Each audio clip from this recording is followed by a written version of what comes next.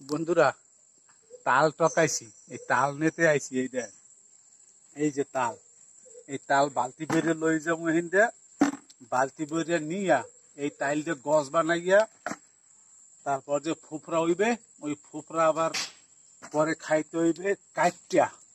এই তাল এখন থুইলে পৌষ মাঘ মাসে গজ হইবে, গজ হওয়ার পরে এই তাল দাও দিয়ে কাটতে হইবে, কাটার পরে ভিতরে ফোপরা হইবে, ওই ফোপরা দিয়া মুরব্বা বানাইয়ে খাইতে হইবে।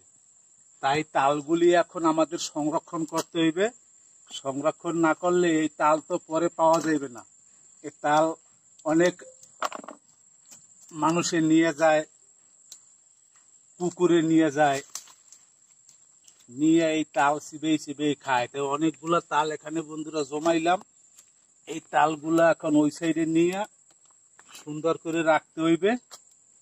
রাখার পর ওই যে বললাম না, গজ হইবে, গজ হওয়ার পর ফোপরা হইবে, ফোপরা আবার খাইতে হইবে। তো এই এক বালতি ভরলাম বন্ধুরা।